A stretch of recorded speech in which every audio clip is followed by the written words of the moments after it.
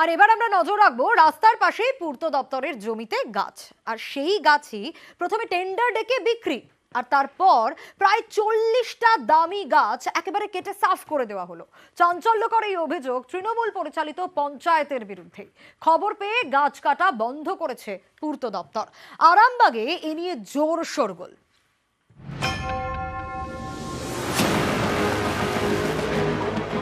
হুগলির আরামবাগ, এখানেই পূর্ত দপ্তরের গাছ কেটে সাফ।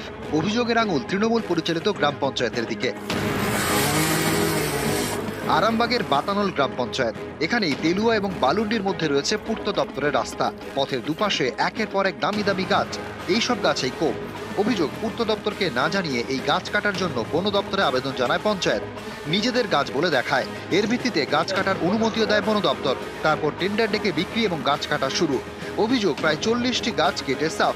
এর মধ্যে রয়েছে শিশু, সেগুনের মতো দামি গাছও। পঞ্চায়েত আমাদেরকে ওয়াক অর্ডার দিয়েছে, ফরেস্ট পারমিশন দিয়েছে, আমরা গাছ কাটছি। তো তাহলে পিডব্লিউডি আটকাচ্ছে কেন? এবারে সেটা পিডব্লিউর সাথে পঞ্চায়েতের ব্যাপার। টেন্ডার হয়েছিল? হ্যাঁ, টেন্ডার হয়েছে, সমস্ত কিছু আছে। গাছ কাটার খবর পেয়ে শুক্রবার বাতানলে যান পূর্ত দপ্তরের আধিকারিক, বন্ধ করে দেন গাছ কাটার কাজ। বিষয়টি তারা বন দপ্তরকে জানিয়েছে। শনিবার বাজেয়াপ্ত করা হয় কাটা গাছ। আমি জানতে পারি পিডব্লিউডির কাছ থেকে যে হ্যাঁ, ওই যে রাস্তাটি যেটা পঞ্চায়েত তাদের গাছ এবং তাদের রাস্তা বলে দাবি করে, অ্যাকচুয়ালি সেটা হয়ে যাচ্ছে পিডব্লিউডির রাস্তা। কাটা গাছগুলোর মালিক যেহেতু পিডব্লিউডি, এগুলো পিডব্লিউডির কাস্টডিতে তুলে দেওয়ার জন্য। তৃণমূল পরিচালিত বাতানল গ্রাম পঞ্চায়েতের প্রধান দিলীপ রায়, তিনি গাছ কাটা নিয়ে কোনো কথা বলতে চাননি। পঞ্চায়েত পারমিশন করে কিভাবে গাছটা কাটে? এই যে গাছ কাটাটা তৃণমূল কংগ্রেসের এটা জন্মগত অভ্যাস। বেআইনিভাবে গাছ কেটে বিক্রি করে দিয়ে পয়সাগুলো লুটে নেয়।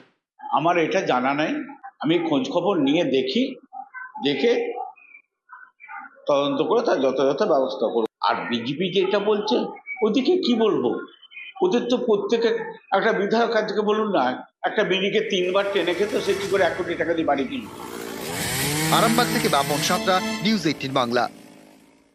আর এবার নজর রাখবো ধূপগুড়ির দিকে। ধূপগুড়ির এশিয়ান হাইওয়ের পাশে একটা নয়াঞ্জলি, রাতে বালি ফেলে এই নয়াঞ্জলি ভরাট করা হচ্ছে।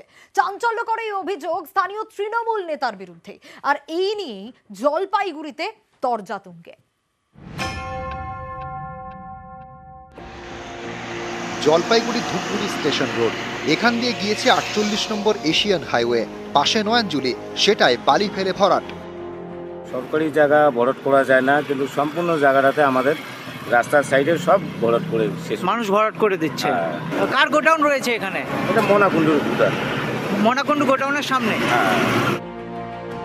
ধূপগুড়ি তৃণমূল নেতা মনা কুণ্ডু, এশিয়ান হাইওয়ের পাশে তার একটি সিমেন্টের গোডাউন রয়েছে। গোডাউন আর রাস্তার মাঝে নয়াঞ্জলি।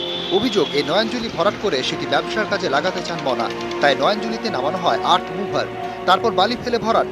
অভিযোগ পেয়ে শুক্রবার রাতে স্টেশন মোড় এলাকায় যায় ধূপগুড়ি থানার পুলিশ।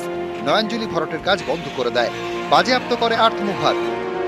বললো যে এখানে যে কাজ করতে হয় ঘন্টা, আমি বলছি যে ঘন্টা সিস্টেম করবো, কিন্তু বলছিলাম যে দেখো ওখানে মেন রোডের সামনে, ওখানে কিন্তু আমি ওইভাবে মেশিন কিনতে পারি না, আমার কথা বলা আছে, সেটা ওনার ব্যাপার। কে কাজে অর্ডার দিয়েছিল? আপনার গাড়ি তো দেখলাম যে মাটি ফেলাচ্ছিল। ওখানে যাবে কি করে? বালুগুলো যে ফেলাচ্ছিল ওখানে, আলুর জানি না কে। ধূপগুড়িতে এভাবে নয়াঞ্জলি ভরাট নিয়ে তরজা তুঙ্গে। স্বাভাবিক ঘটনা, নয়নজুলি ভরাট হবে আর তৃণমূল কংগ্রেসের নেতারা থাকবেন না তো হইতে পারে না। এটা তো এক ধরনের ব্যবসা, কারণ হচ্ছে নয়নজুলির সামনে যদি মাটি ফেলে যদি রাস্তা বানানো হয়, তাহলে সেটাকে স্বাভাবিকভাবে পিছনে প্লটিং করে বিক্রি করা যায়। মানে জমি মাফিয়াদের দরিদ্র আছে। এটাকেও ধূপগুড়িতে বহু জায়গায় এই ধরনের ঘটনা ঘটেছে, আমরা অতীতেও দেখেছি, বর্তমানে দেখছি। যদি মনাকুণ্ড এরকম ঘটনা করে থাকে, অবশ্যই দলীয়ভাবে আমরা একটা ইনকোয়ারি করব এবং আমরা বিএলও এবং আইসি সাহেবের সঙ্গে কথা বলব। অবশ্যই নয়নজুলি ভরাটের সঙ্গে যদি সে যুক্ত থাকে, আইনত পদ্ধতিতে তার ব্যবস্থা হবে এবং পরবর্তীতে আমরাও দলীয়ভাবে ইনকোয়ারি করব। সে যদি ওই চাঁদের সঙ্গে যুক্ত থাকে, অবশ্যই দল তার বিরুদ্ধে ব্যবস্থা হবে। নয়াঞ্জলি ভরাটের অভিযোগ যে স্থানীয় তৃণমূল নেতার বিরুদ্ধে, সেই মনা কুণ্ডু এ নিয়ে মুখ খুলতে চাননি। ধূপগুড়ি থেকে রকি চৌধুরী, নিউজ 18 বাংলা।